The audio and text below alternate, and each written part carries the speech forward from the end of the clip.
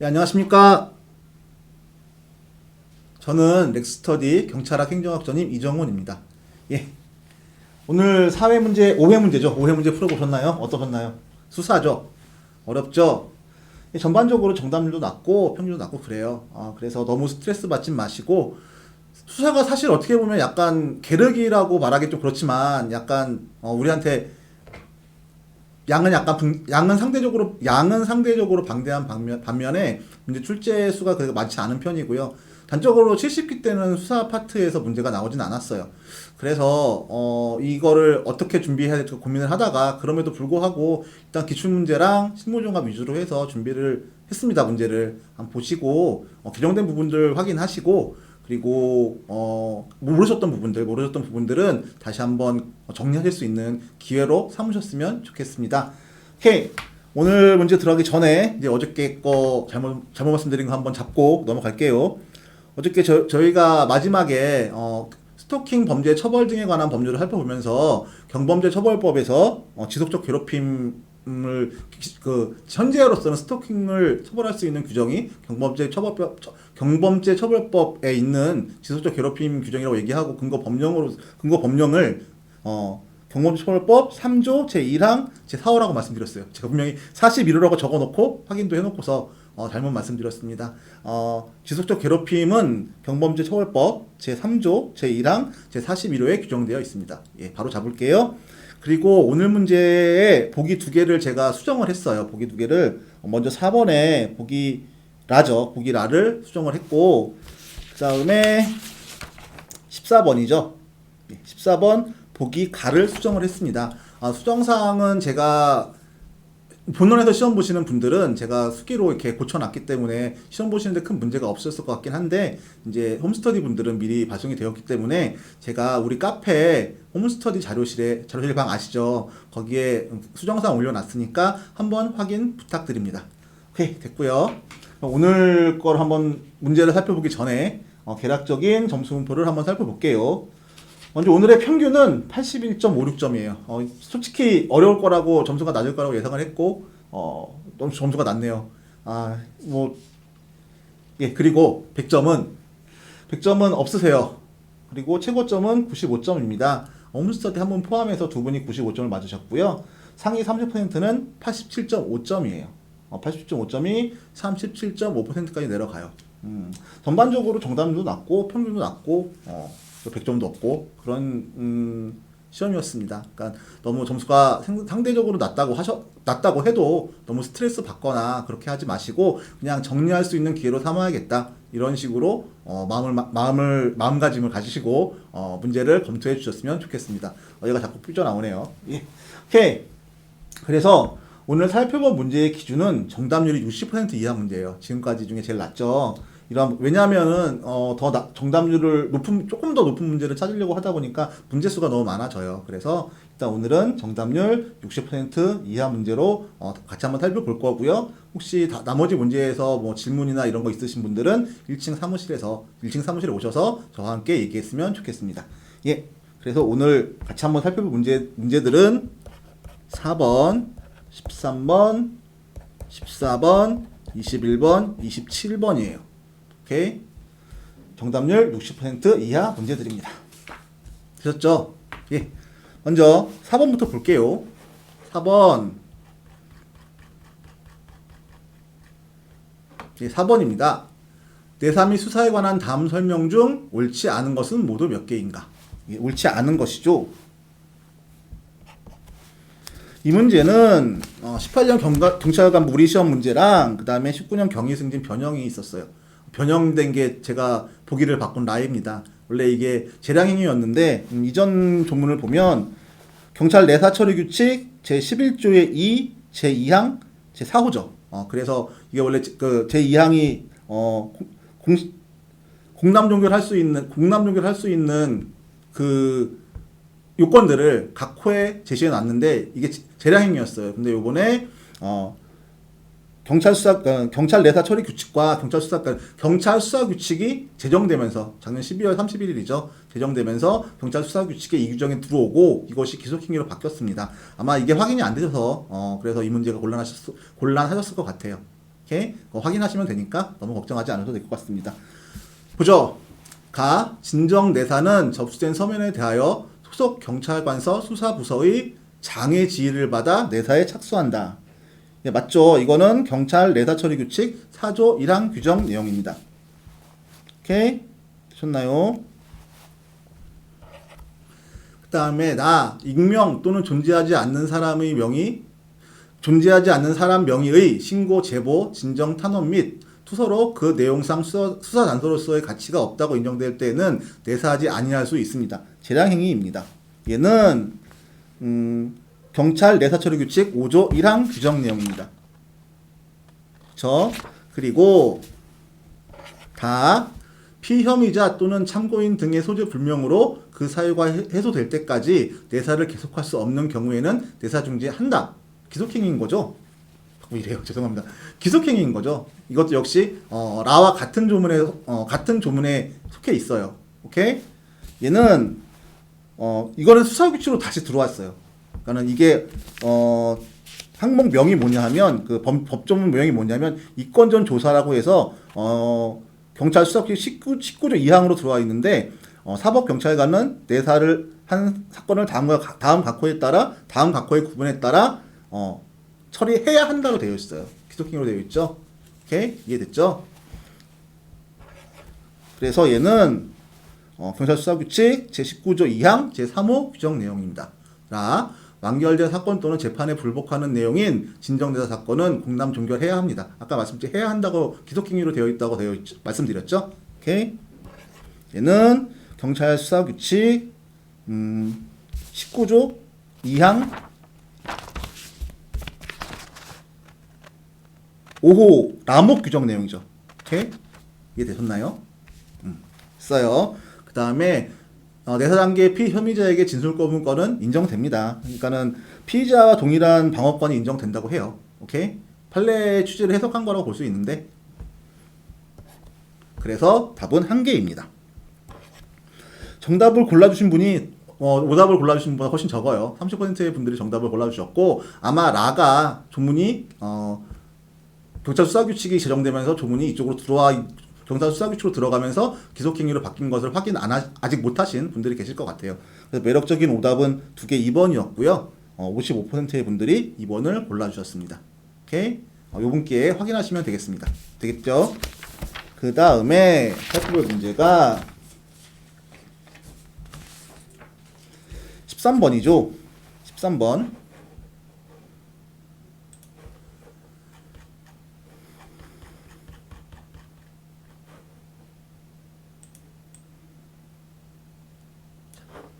약간 이따 보면서 위로 올릴게요. 예.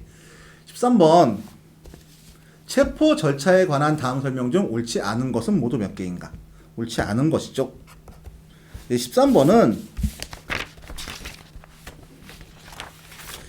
2021년 승진 대비 경찰 실무 종합을 변형했어요. 이게 되셨나요? 보죠. 영장에 의한 체포를 하는 경우 긴급한 때에는 영장 제시 없이 피의 사실 유지와 영장이 발부되었음을 알리고 피의자를 체포할 수 있으나 집행 만료 후 신속히 피의자에게 체포영장을 제시해야 합니다. 얘는 형사소송법이에요. 그러니까 여러분이 훨씬 더 잘 아시겠죠. 예. 형사소송법 제85조 제3항 4항 규정이고요. 그 다음에 이거는 이제 제3항 사항은 구속에 관한 규정이죠. 근데 이거를 200조의 6에서 체포하는 경우에 준용하고 있습니다. 잘 아시죠? 예. 됐습니다. 그 다음에 저보다도 잘 아실 거예요. 체포 후 경찰서에 인치한 시점으로부터 24시간 이내에 체포 통지를 해야 한다. 아니죠. 인치한 시점이 아니라 체포하였을 때죠. 이거는 검사와 사법경찰관의 상호협력과 일반 수사준칙에 관한 규정. 길죠. 그래서 우리 그냥 수사준칙이라고 부르는 그 규정 33.1항 규정 내용입니다. 인치한 시점이 아니라 체포하였을 때입니다. 오케이, 됐죠? 현행범 체포 후 피의자를 석방할 때는 반드시 검사의 지휘를 받아야 한다. 아니죠. 검사에게 석방 사실을 통보하고 그 통보서 사본을 사건 기록에 편철하면 됩니다. 이것은 수사준칙 제36조 2항 1호 규정 내용입니다. 이거 조문 다 달아드렸으니까 필요하신 분들 조문 한번 꼭 확인해 보세요. 오케이? 되셨죠? 그다음에 라 사법경찰관은 원칙적으로 긴급 체포 후 24시간 이내에 검사에게 긴급 체포 승인을 요청해야 한다. 이거는 잠시만요. 죄송합니다.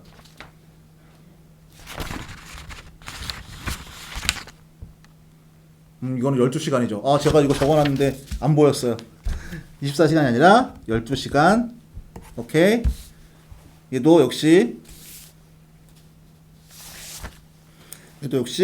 수사준칙 27조 1항 규정 내용입니다.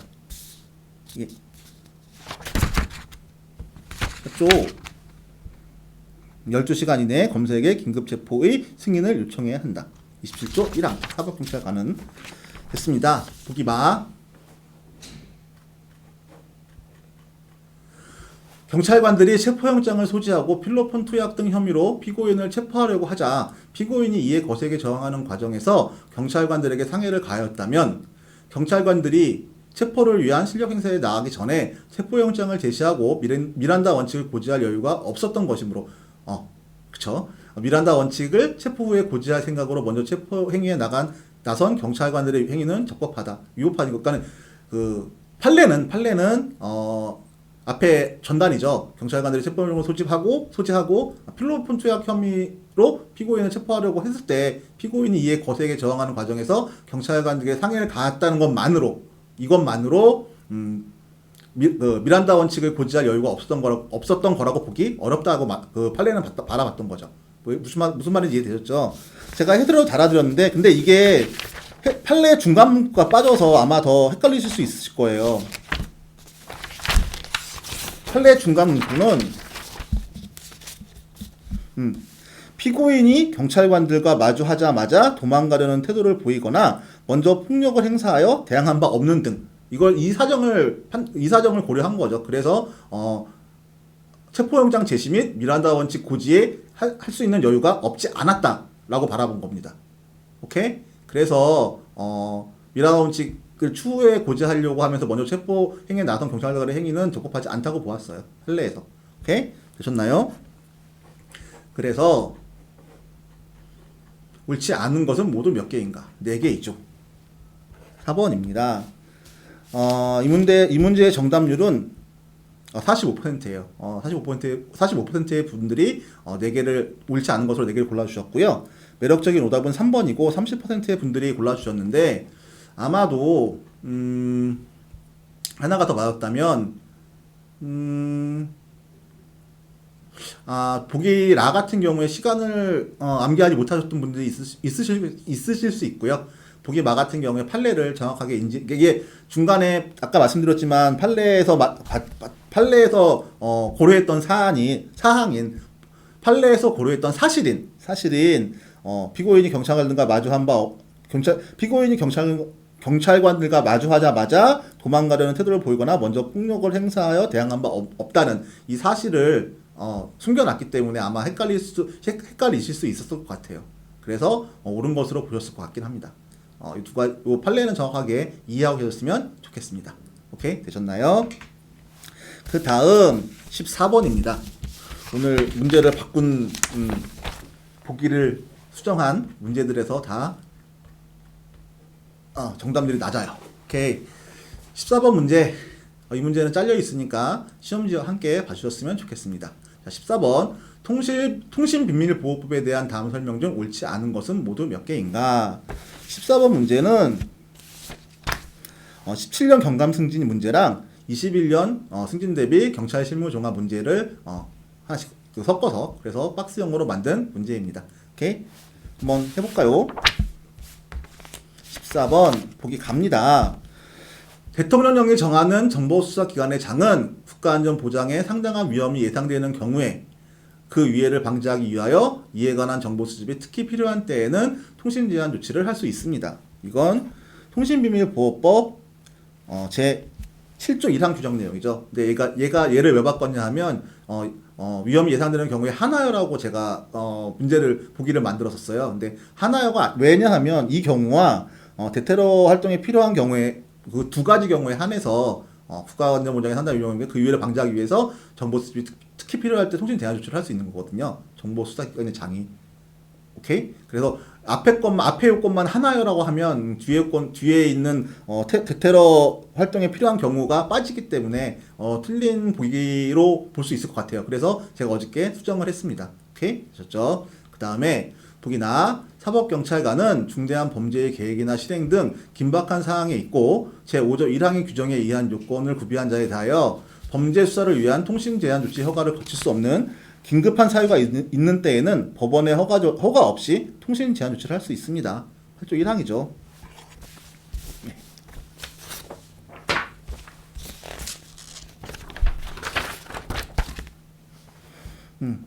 긴급 통신 제한 조치라는 조문명을 갖고 있는 규정 내용입니다. 오케이? 되셨나요? 자, 보기 다로 갈게요. 보기 다. 사법경찰관이 긴급 통신 제한 조치를 할 경우에는 미리 검사의 지휘를 받아야 한다. 다만 급속을 요하여 미리 지휘를 받을 수 없는 사유가 있는 경우에는 긴급 통신 제한 조치의 집행 착수 후 24시간 이내에 검사의 승인을 얻어야 한다. 24시간 이내에 맞나요? 지체 없죠. 지체 없이 해야 돼요. 지체 없이. 오케이.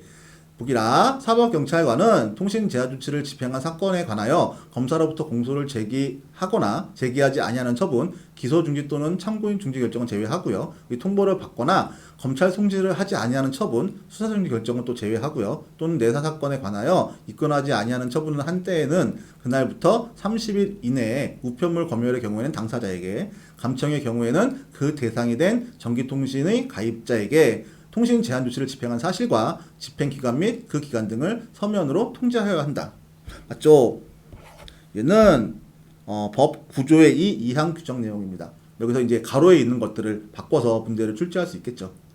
오케이? 제외한다를 포함한다를 한다던가 이런 식으로. 됐죠? 보기 마. 통신 제한 조치 허가서 또는 긴급 감정서 등의 표지의 사본을 교부받지 아니하고 위탁받은 통신 제한 조치를 집행하거나 통신 제한 조치 집행에 관하여 협조한 자는 처벌을 받습니다. 오케이? 어떻게 되어 있나요? 어떻게 처벌받나요? 10년 이하의 징역이죠. 생각보다 커요. 어차피 이건 헌법상 보장된 통신의 자유나 사생활 비밀에 대한 부분이기 때문에 더 엄격하게 처벌하고 있습니다. 오케이? 되셨죠? 그래서 보기 옳지 않은 것이죠. 옳지 않은 것이니까 두 개 답은 1번입니다. 2번이죠. 이렇게 될 수 있어요. 앞에 가나다라 그 선지의 개수를 몇 개 넣는지는 분명히 출제자의 재량이니까 항상 약간 뭐 주의를 기울인다기보다 항상 인식하고 이렇게 바꿔 선지의 개수가 다르게 나올 수 있겠다는 거 인식하고 문제를 푸셨으면 좋겠습니다. 오케이, 되셨죠? 그래서 정답을 골라주신 분들이 60%세요. 그리고 매력적인 오답은 1번, 3번인데 각각 20%의 분들이 오답을 골라주셨어요. 아마도 이게 정확하게 이 조문이라든가 이 조문들을 정확하게 인식하고 계시지 않으신 것 같아요. 근데 통신비밀보호법은 분명히 출제될 수 있는 부분이고, 그러니까 적어도 저희 그 실무종합이나 아니면 기출에 나와 있는 조문들은 정확하게 이해하시고 아니면 정확하게 암기하시고 숙지하시고 들어가셨으면, 시험장에 들어가셨으면 좋겠습니다. 오케이? 되셨나요? 자, 그 다음 문제 갈게요. 그 다음 문제 21번 문제예요. 얘도 잘려 있어요. 얘도 시험지랑 같이 봐주시길 바랍니다. 이건 제 잘못인 게 제가 문제를 워낙에 빡빡하게 내다 보니까 편집하시기 좀 곤란하신 것 같아요. 오케이? 이해해 주시고요. 21번 경찰청 피의자 유치 및 호송 규칙에 대한 설명으로 가장 옳지 않은 것은입니다.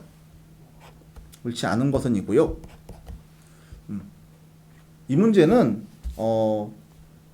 신작 문제예요. 그 피의자 유치 및 소송 규칙 같은 경우에 다양한 조문들이 거의 다 많이 나와서 혹시 못 보신 조문들 한번 보여드리고 싶어서 그래서 문제를 만들었던 문제입니다. 오케이? 이해되셨죠? 그래서 아마 정답률이 낮을 거예요. 우리는 못 본 조문들을 솔직히 범위가 한정되어져 있지 않기 때문에 또 이런 조문들이 안 나오리란 법은 없으나, 근데 또 범위가 한정되어져 있지 않기 때문에 모든 조문을 다 볼 수는 없잖아요. 그래서 기출 위주로 공부하시는 건 맞아요. 맞고 그리고 좀 더 넓히시려면 실무정화 정도 그 정도로 넓히셔서 공부하시는 게 맞다고 생각을 합니다. 단지 제 의도는 다른 조문들도 나올 수 있으니 한번 잘 대응해 보자 이런 개념으로 문제를 만들어 넣어봤습니다. 오케이. 선지 1번입니다. 경찰관은 유치 중인 피의자 이하 유치인이라고 한다. 이거 좀 그냥 갖다 넣은 느낌이 있으시죠? 인권을 존중하고 보호해야겠죠, 당연히. 맞아요. 그 다음에 신체, 의료, 휴대품, 이해 신체 등 역시 조문 갖다 박은 느낌이 있죠. 여기 검사는 이 조문은 보셨던 조문이잖아요. 동성애 유치 보호관이 실시하여야 한다. 다만 여성 유치 보호관이 없을 경우에는 미리 지정하여 신체 동의 검사 방법을 교양받은 여성 경찰관으로 하여금 대신하게 할 수 있죠. 이거는 보셨던 조문이에요. 일단 21번에 선지 1번은 경찰청 피의자 유치 및 후성 규칙 제2조 규정 내용이고요. 선지 2번은 제8조 2항 규정 내용입니다. 오케이? 되셨나요? 선지 3번 경찰서장은 유치인으로부터 신청이 있을 때에는 가족 또는 대리인에게 수여상 지장이 없는 범위에서 유치인의 신상에 관한 통지를 할 수 있다. 얘는 피해자 유치 및 후성 규칙 제11조 2항 규정 내용이에요. 그래서 이것도 맞는 조문입니다. 맞는 선지입니다. 오케이? 처음 보셨죠? 그래서 아마 헷갈리셨을 것 같아요. 그 다음에 4번 경찰서장은 여성 유치인이 친권이 있는 18개월 이내의 유아의 대동을 신청할 때에는 유아가 질병, 부상, 그 밖의 사유로 유치장에서 생활하는 것이 적당하지 않은 경우 이건 각 호겠죠. 그 요건이 하지 않을 수 있는 죄송합니다. 그러니까 유아의 대동을 거부할 수 있는 그런 사유들, 각 호의 사유들이겠죠. 오케이. 또 갈게요. 유치인이 질병, 부상, 그 밖의 사유, 유아를 양육하는 것이 적당하지 않은 경우, 유치장에 감염병이 유행하거나 그 밖의 사정으로 유아의 대동이 적당하지 않은 경우에 사유가 없다면, 원칙적으로 그러면 허가해야 된다는 거잖아요. 이건 알고 계셨으면 좋겠어요. 오케이. 사유가 없다고 인정되면 이를 허가해야 되고요. 기속행위입니다. 이해되셨나요? 기속행위예요. 허가하여야 하고요. 그 다음에 이 경우 유아의 양육에 필요한 설비와 물품의 제공, 그 밖에 양육을 위하여 필요한 조치를 할 수 있다. 이게 약간 이럴 수 있거든요. 이렇게 조문이 구성되어질 수 있는데 일단 양육을 허가했으면 유아의 양육에 필요한 설비와 물품의 제공, 그 밖에 양육에 필요한 조치를 해야 합니다. 기속행위입니다. 한번 보셨으면 좋겠다는 생각에서 그래서 이 문제를 만들어 봤습니다. 답은 4번이에요. 이 문제 정답을 골라주신 분들은 50%의 분들이 골라주셨어요. 일단 앞에 지금 시험지 보고 계시죠? 1번 같은 경우에는 당연한 얘기니까 제끼셨을 것이고 2번 같은 경우에는 봤던 조문이니까 당연히 또 한 번 제끼셨을 것이고 3번, 4번을 고민하셨던 것 같아요. 그래서 매력적인 오답은 3번이고 무려 45%의 분들이 골라주셨어요. 아마도 이거는 뭐 지금 재량행위로 되어 있는데 기속행위라고 생각하실 수도 있겠고요. 그 다음에 경찰서장 주체가 잘못되어 있지 않나? 라고 고민하실 수 있을 것 같습니다. 오케이? 되셨나요? 이거는 혹시 이 조문이 뜬다면 이렇게 생각하시면 될 것 같아요. 예외 사유들이 있고 예외 사유들을 상식적으로 알고 계시면 좋을 것 같고 그 다음에 예외 사유가 아닌 경우, 그러니까 원칙적으로 유아의 대동을 허가해야 하는 기속행위이고 유아의 대동을 허가하였으면 그에 필요한 설비나 물품, 그 밖에 양육에 필요한 조치들을 해야 하는 것으로 이렇게 논리적으로 연결하셨으면 좋겠습니다. 오케이? 되셨나요? 자, 오늘 마지막 문제죠. 27번 문제입니다. 27번